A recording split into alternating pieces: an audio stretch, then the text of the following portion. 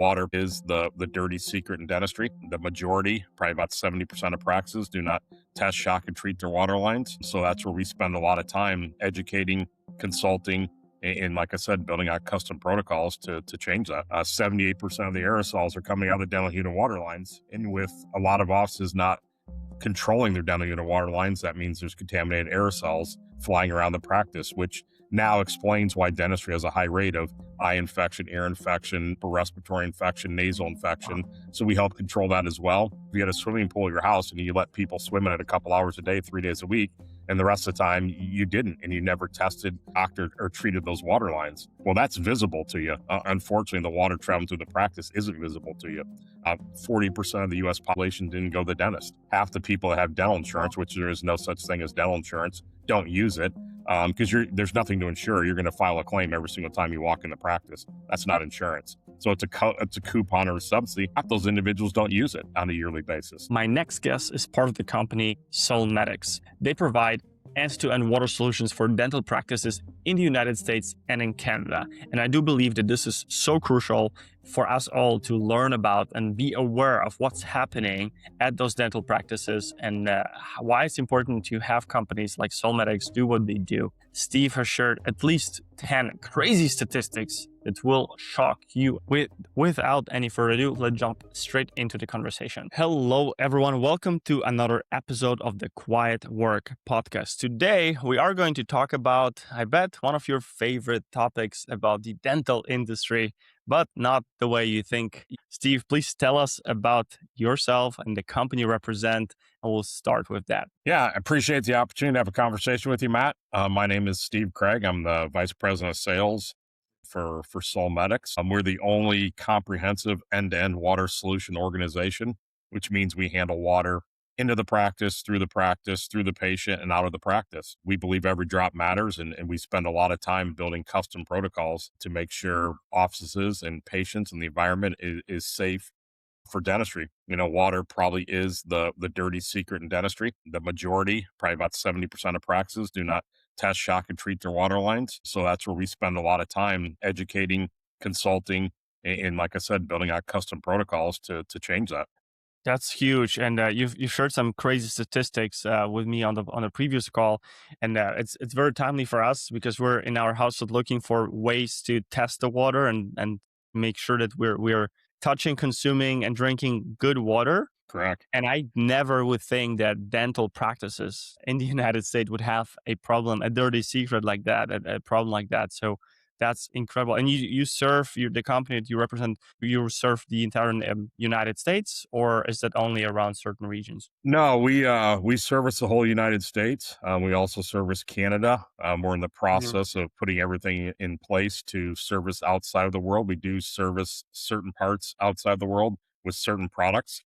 But our mission from our CEO was how do we become the only comprehensive end-to-end water solution company? So we have a company called Solmetex that kind of handles amalgam capture, which dentistry is one of the largest pollutants of amalgam in the world, to make sure the environment is safe. It doesn't take a lot of mercury or amalgam to really mess up a waterway. So we make sure that's recycled and captured. We also work on the evacuation side, where exiting the practice with vacuum line cleaners. We have a product there called Power Scrub, which is the most effective product that not only allows debris in that to pass through, but it also has smart scrub technology to eat all the enzymes and everything that's following through there. We then own a company called Stericel, which is test, shocking, and treating of water lines. And then we have isolation dentistry, which is where water crosses over the patient.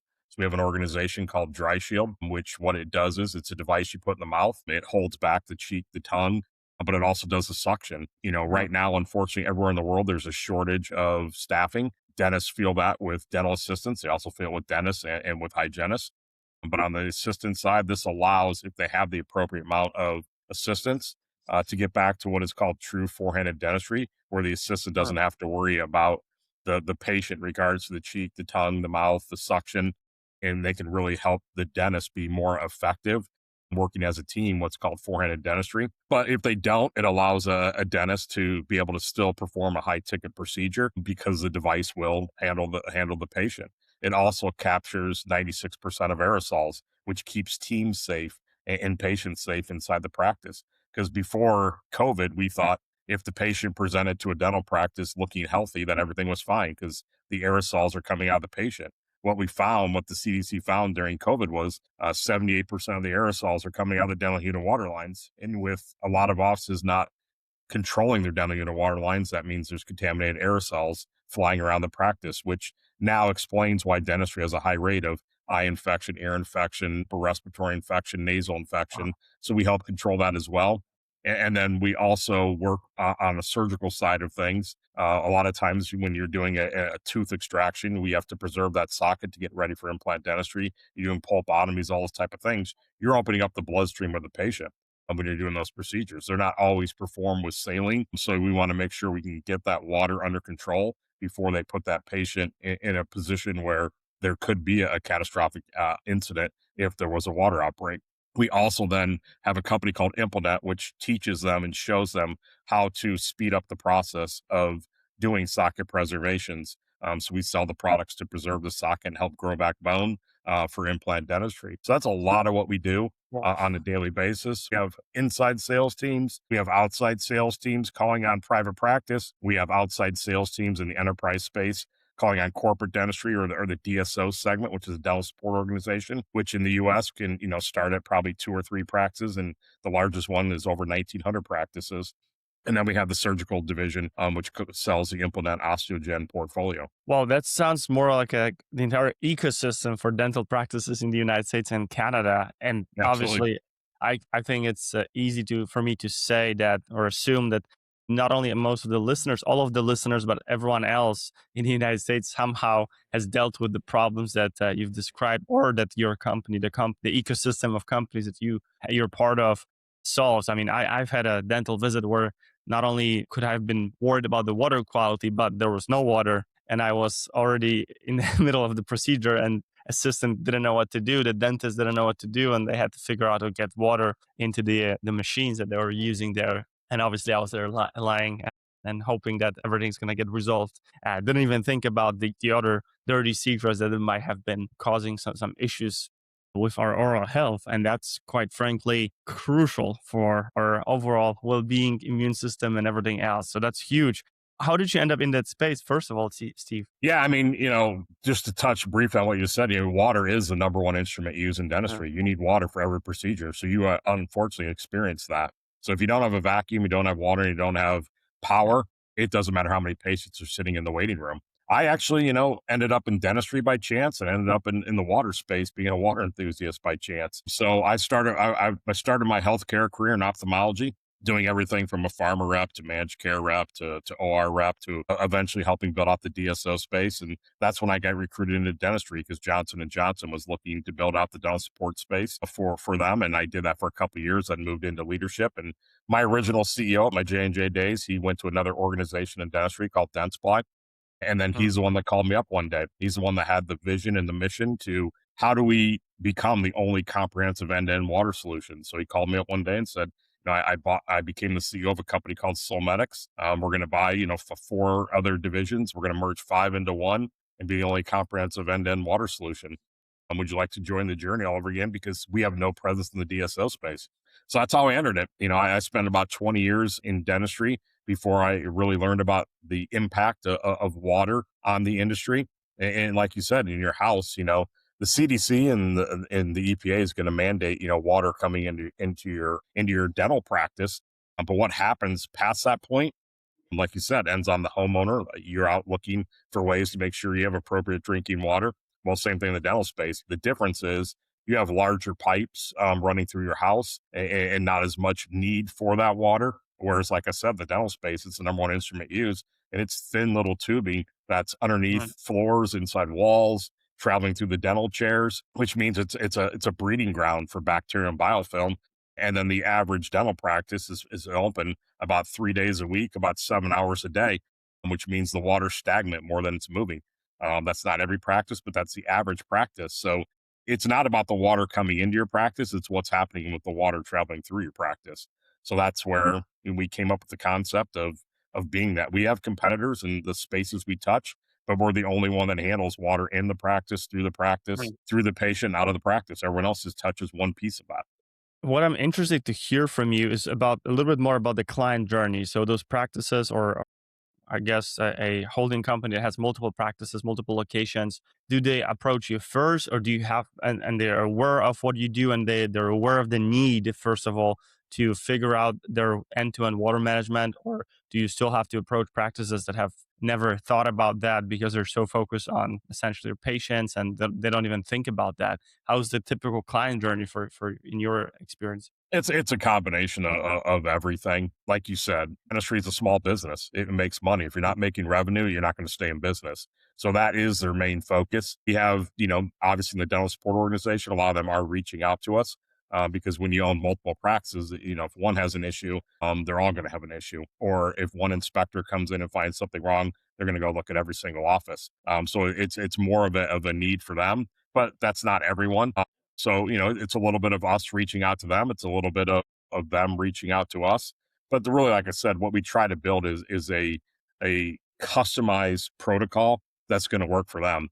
The way I look at it is everybody has a different gambling appetite. If you and I walked on the casino floor in Vegas, some people are going to walk on that floor and spend $5. When it's gone, it's gone. Unfortunately, other people are going to mortgage their house, their car, and anything else they can get their hands on, and everything in between. So everyone has a different gambling appetite of running their business. And then there's also a financial appetite. It's a lot easier to sign the back of a check than the front of a check. So when you're doing things on the compliance side, you're more on the softer side of your EBITDA dollars for your revenue. You're trying to control costs. You're trying to control legality. You're trying to make sure you're compliant and doing the right things. Well, everyone has a different financial risk assessment of that.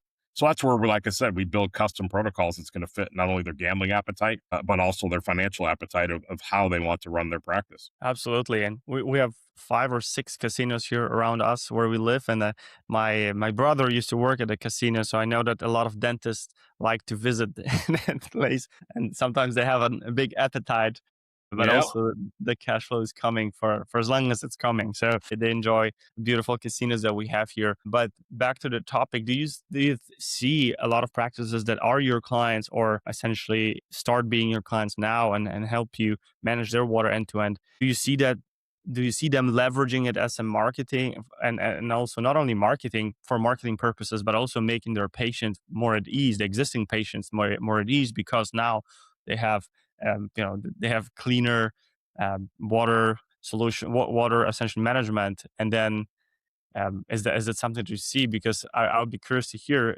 Because what if they had discovered that the water was contaminated? There was some issues with the water. And what are they doing now? So how's that experience in your case so far? Yeah, absolutely. We are starting to see people start to use that as a marketing component. Right now in the United States, how it works is the state of Washington and the state of Georgia have laws in place that you have to make sure you're managing your water appropriately. There are other states, South Carolina, North Carolina, Maryland, California, that have looked at legislation or signed legislation. So I think we're going to see more people doing that, but it is becoming more of a focus. There are water outbreaks that are reported. Obviously, that's why Georgia and California, or Georgia and Washington put laws in place because of water outbreaks. And there's a lot we don't know about. But really, what happens is it's about doing the right thing. I think, some people know what they don't know what they don't know. Others know what they're doing. But it is a great opportunity to make sure you're letting your patients know that, we do take this seriously. We are safe and compliant. Unfortunately, this is not something we want to run out and tell the public because, prior to COVID, about 40% of the US population didn't go to the dentist. Half the people that have dental insurance, which there is no such thing as dental insurance, don't use it because there's nothing to insure. You're going to file a claim every single time you walk into practice. That's not insurance. So it's a coupon or a subsidy. Half those individuals don't use it on a yearly basis. Post COVID, about 60% don't go to the dentist. Well, that doesn't help the overall population of that because the mouth is connected to the body. The mouth is a gateway to a lot of systemic diseases. So we want to make sure people are coming to the dentist. So we work more in the dental community of trying to educate. And I always tell them, we've kind of done a service and a disservice for you today. We've kind of explained to you everything that you should be doing to keep your patients, to keep your teams, to keep the environment safe. So now, the disservice is you now can no longer say I didn't know. The service is we've now educated you. And that's really where we try to work with them on building a custom protocol. But, if 5 frogs are sitting on a log and 3 decide to jump, it doesn't mean there's 2 remaining because deciding and doing are 2 different things. So that's why we try to work on the custom protocol side of things of what's going to work for them. How are they going to be able to do it with however their office mix is, and what's the best way to go about that? Unfortunately, there's always going to be outbreaks. The hard part is, like I said, with the water being stagnant more than it's moving, it's kind of like if you had a swimming pool at your house and you let people swim in it a couple hours a day, 3 days a week, and the rest of the time you didn't, and you never tested, doctored, or treated those water lines. Well, that's visible to you. Unfortunately, the water traveling through the practice isn't visible to you. So that's why you have to take more of an approach of how are we going to preventatively make sure everything is working in our practice. And then if unfortunately there is some issue, that's where they call us and we work on a remediation plan to get them back to health on the water side. I'm so glad that we brought you on the show because now I feel obligated to speak about that and spread the word about that because it's so important. You said 60% of people post COVID are not visiting dental practice regularly. Yep. That's That's It is insane, but there's a lot of dental fears. There's a lot of dental phobias out there. A yeah, lot of people, just don't realize the mouth's connected to the body. So, our philosophy is how do we all band together and get that 60 number back to 40? But more importantly, how do we get it down to 30, 20, 10, 0? So everyone is going to the dentist because your overall yeah. health is impacted by your oral health. Why do you think the insurance is still more of like a coupon, as you've mentioned? I agree with that because that's pretty much just a coupon for, in my experience here, for a dental cleaning once or twice a year, and nothing really else. And why is it so that we still don't have something that is more making more sense, I guess, at this point too for us and encouraging us to do it, to check our dental health at least twice a year? It's a question every dentist has, probably most of the public have, of why is medical insurance and dental insurance a different thing. I think it was kind of set up that way, but like I said, it's truly not insurance. You're filing a claim every time. I think if they accepted everything and treated everything, most dental insurance companies would be bankrupt by the end of the year because you'd be filing a claim on every single thing and performing that. And with AI coming into play, there's diagnostic tools that are looking at things. And I know some people are fearful that it's going to diagnose everything, but if you can capture things sooner than the human eye can see them, and you can show on a platform through an AI platform through diagnostics that this is actually what's happening, and be able to show a patient that. I think the problem with dentistry is it's kind of like going to the auto mechanic. If you're not an auto mechanic, you don't really know. Is that really worn down? Do I really need to do this? Well, it's the same thing in the mouth. A lot of times when you have dental problems, you don't feel, see, or experience it. You might see some blood, you might see some stuff, but it heals itself. They assume. So a lot of times it's just out of sight, out of mind. And unfortunately, once it gets to massive pain and suffering, then they go to the dentist. And that is probably the beauty of dentistry. Like I said, 60% don't go on an annual basis, but a lot of those patients end up going every 5, 10, 15, 20 years to the dentist with massive pain because something catastrophically goes wrong in the mouth. Fortunately, they end up in ERs and things, and they really can't help them. So it does put a massive strain on the industry. It puts a massive strain on the world when it comes to finances and all that. But it's something that had just unfortunately has never really been addressed of how do we take care of the mouth, which ultimately take care of the body. And I think part of the problem is most employers don't have their employees on the same medical dental plan. So obviously, if you're not treating the patient orally and they're not on your medical plan, it's probably not impacting you as much. If you are on the same plan, it's impacting them on the medical side. Because like I said, there's so many systemic ramifications of the body that are started in the mouth. Absolutely. Yes, it's crucial. We all have been through that probably once or twice in our life Yep. to have a lesson, to take a lesson that it's better not to wait longer than just going and having at least checked and making sure that you take proactively some steps towards having a healthy dental Yeah, I think healthy prevention mouth. is key, and I think David Goggins says it best. Of you choose your hard. It's either hard now and easy later, or it's easy now and hard later, and that applies to the dental world. Absolutely. And tell us a little bit more about your role. What do you do day to day in the company? Yeah, how are you spreading the word about what you do? Sure. I mean, day to day, I'm working with teams that are out working with customers. Like I said, a lot of our products are used quarterly, biannually, annually. So, like I said, we have an inside team that's following up with customers to make sure they're continually purchasing what they need to purchase to stay with that comprehensive end-to-end water solution. And like I said, we have outside teams that are out working with private practice customers. I'm sitting on those calls with them. The enterprise team is calling on dental support organizations, sitting on them with customers, and then obviously the surgical team as well. So, we have teams that are out there. We have leaders that are out there. And like I said, we're trying to educate the dental industry on how to really build that customized end-to-end water solution to keep the patients safe, to keep the employees of the teams inside the practice safe, and keeping the environment safe. It's a never-ending battle trying to make sure every drop matters inside a dental practice. You've mentioned education being a key here, and obviously I agree. What has been the most effective over the last, let's say, 18 months, where AI is growing so fast and we have access to so much information, so much research, so much data at the palm of our hands? I mean, you can do a few clicks and you can research through 20 publications in a health industry around dental health. So what's working well for you? Is AI helping at all to educate your target audience? What's working so far for you that you see? Is it still trade shows, maybe online education, maybe YouTube or any other platform, or is it going directly to those practices and educating their teams? It's a combination of everything. I believe the world's changed. It's no longer who you know, it's who knows you. And AI Agree. is playing a huge part in that space. If you don't have a personal brand as a human out there, if you don't have a company brand, AI can't find you. So we're touching a little bit of everything from, like I said, teams calling on the practices themselves.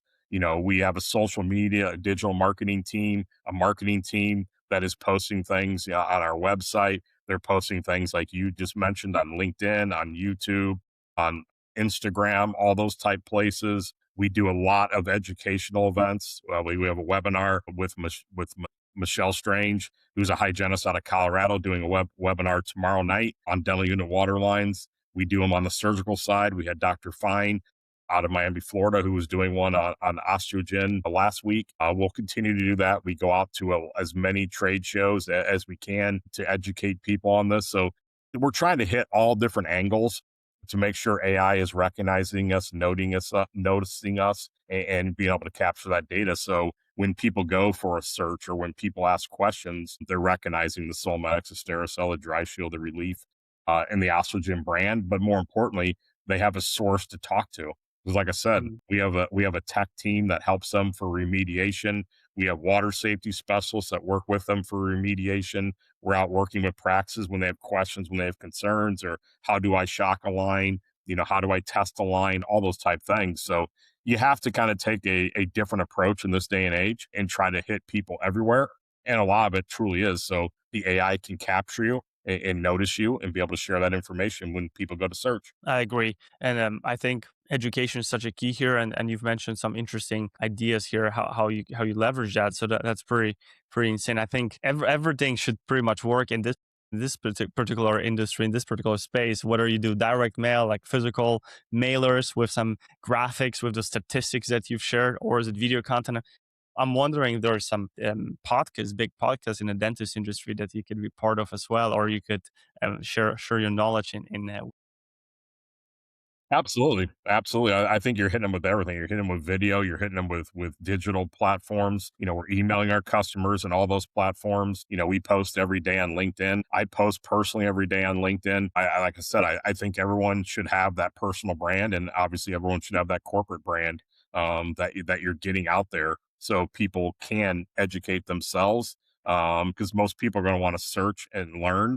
Like 20 years ago, the world's different. It's run different. People think different. People go about accessing information differently. So you got to make sure you're kind of handling all those aspects to make sure you're helping everyone learn the way they want to learn. But there's still people that haven't caught up to the times, and you still have to reach those individuals as well. So there still is print ads and WebExes and reps going out there as well. You got to hit them everywhere. Absolutely, I agree. Since I'm really curious about your answer to my next question, you are part of a very, very, very important to us all industry, and you're helping us make sure that it's getting better and better, or higher and higher quality. What gives you the most fulfillment in what you do, or what you've been doing for the last decades. Yeah, I mean, obviously, when you move into more the leadership side of things, you have more of of a we mindset than a me mindset. You understand it's winning through others. So for me, you kind of cross the onto the back nine. It's all about helping others.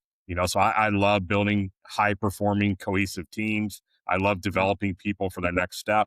I love working with the dental practices themselves of what's their mission, what's their vision, what's their personal definition of success, where do they want to go, how can we help partner with them. The ultimate goal is to be a partner, not a vendor, with your customers.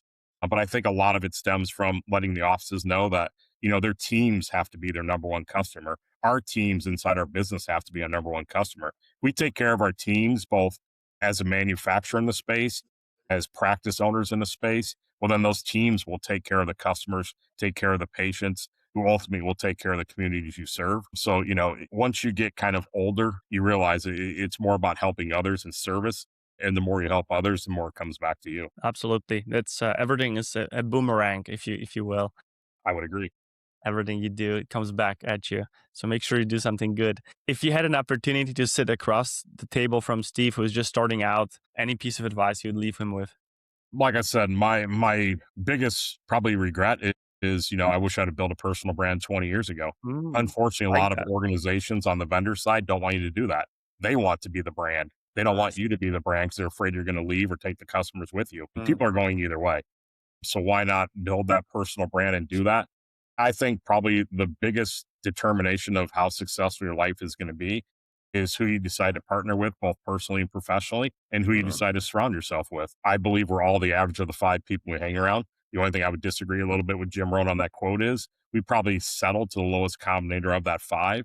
So I think mm, our goal as humans is we're all like trees, we're either growing or dying. So you're always trying to get into better rooms. You don't want to be the smartest person in the room. You're always trying to advance to higher rooms. I think a personal brand sets that up. I think having that corporate brand, like I call myself a water enthusiast now because we're there trying to help understand how water works, how water plays. Like I said, it's the number one instrument in dentistry. They can't perform anything without it. So it's really about how do you educate yourself to be successful in your industry. And it's not just about water; it's understanding dentistry as a whole. Every single aspect of dentistry, I try to learn a little bit on. So that's why I love going on podcasts like this. I love meeting people like that. If I'm not sitting down to dinner or hanging out with my family, I probably have an AirPod in my ear and I'm listening to something. You can train your brain on 2x and get through stuff twice as fast, but it's a great way to learn, develop, and really understand the space you're playing in. And then the other recommendation is, especially on the vendor side of things, always take your shoes off and put on the customer's shoes. There's two sides to every mm, story. The truth's probably somewhere in the middle. But the thing I always talk to my teams about is no one likes to be sold, but they love to buy, and they like to buy mm. for their reasons. So instead of walking in and talking, you should drink the Kool Aid and think what you're selling or what you're doing is the best thing for patients, for customers, anything like that. But at the same time, it has to be something that solves an issue for the person in front of you. So you need to spend time on your sales calls and just in life in general about being interested versus interesting. That's what life's all about. It's about the dash in the middle. It's not about the dates on the end in the front of the tombstone. So many metaphors, sayings, quotes, phrases, interesting phrases that you've mentioned to that are worth adding to our repository of verbal wealth here from the podcast. So thank you so much. And Jim Rohn was the man, absolutely. Yes, he And was. yeah, I like the answer as well. I think personal branding is becoming uh, the currency. And essentially, what I like to add to this is that the digital content that you have, your personal brand online as well, and the visibility you get through this is the form of a modern handshake. Because when you enter, before you enter that room at a trade show or when you're visiting your clients or prospects, if they consume content from you or with you, then it's so much easier to build a relationship because that relationship already started before you actually entered that room. So Yep. that's pretty on point, and I love that answer. I have to ask you, since you're a water enthusiast, and the amount of studies I've read and my wife sent my way over the last 12 months is insane. I'm not sure if you saw those apps circling around where they test everything we consume and they obviously share it publicly, so you can either Yeah. through the app or through the content. Obviously, water is probably 60-70% of the content they put out there. So what's your take? Plastic bottled water, glass bottled water, or reverse osmosis systems for the entire home, or at least the water that you drink? What's your take on that? Is it really so bad as they claim it to be, to consume bad water, and we think might be good because it's coming from a big retailer, but it's not? What's your take? Yeah, I mean, I think if you had your option, you'd want that water source to be clean right from the Mm. source. Obviously, Mm. microplastics are a thing. They're coming up more and more. We're seeing them in everything, you know. So, like a reverse osmosis system, they're not inexpensive, but you know, the cleaner, the purer the water you're drinking, the better you are. I mean, health is a new wealth, and water, not only like you said, is a large portion. That's because the body, the earth, everything is made up of water. So you have to find the cleanest, purest water you can get your hands on. So everyone has to figure out, like I said, what's their gambling appetite, what's their financial appetite, because you know you can go to McDonald's and buy a meal. It's probably not the greatest for you, but cost wise, it's pretty consistent and it's inexpensive. But you know, obviously the cleaner, the purer the food you consume, the better off you are. But obviously, if you work on the outside of the grocery store, that's where the expensive things are, and the inside's where all the processed foods are. So the purer, the cleaner, everything you can do, the better off you are. So I don't think your wife's far off. She's trying to keep you healthy. She's trying to keep the family healthy. And that's a parent's 100%. job. So that's what she's trying to do. So yeah, I mean, unfortunately, you know, bottled plastic water is the easiest thing to get your hands on and consume, but that doesn't mean it's the best water for you. Absolutely, 100%. No one, obviously, I know that this is for the better of us all. And I think the reverse osmosis is going to be the next step for us, even though now there's so many, all of a sudden, so many reverse osmosis companies that make the manufacture this product that you are wondering again, all right, which one is the right move, or which one provides the purest and best quality food for us. But obviously, we could talk about this forever. Steve, it was an honor to host you on the podcast. I think this is the very, very, very important message everyone should see and hear about. Anything exciting happening later this year? Any shows that you're attending, or any new products you guys are launching, or anything that is happening in your space that it's worth mentioning? Yeah, I mean, we're always evaluating what the next things are that could really help the industry. We do have some exciting shows coming up. We'll be at the ADSO conference in Chicago in June, and we'll be at Dykema, which is a Super Bowl of DSO meetings in July, but we're always evaluating. We added relief to our product portfolio on December 31st of last year.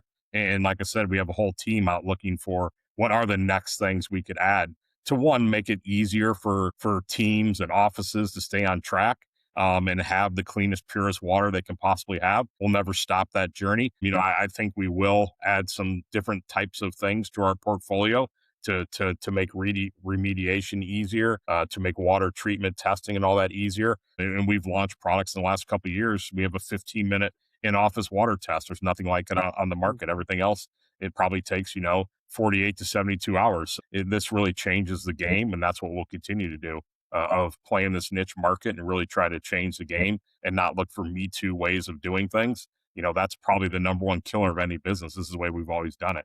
So we always have to be looking for the next wave, to make sure we're keeping that end-to-end water solution compliant, easy, and all our products work together. So we have smart products where they all work together, and that's what we built, is being the only comprehensive end water solution company. We're not going to stop that because, like I said, we believe every drop matters. I absolutely respect what you guys do and keep doing what you do. I think we're still as a just tip of the iceberg when it comes to awareness in that space. As you mentioned, 60% of us in the US are not visiting our dentist regularly. And then the other crazy statistics that you shared with us around the contaminated waters and not taking care of the water end-to-end management is absolutely crucial to talk about and educate us all, because that's how we spread the word.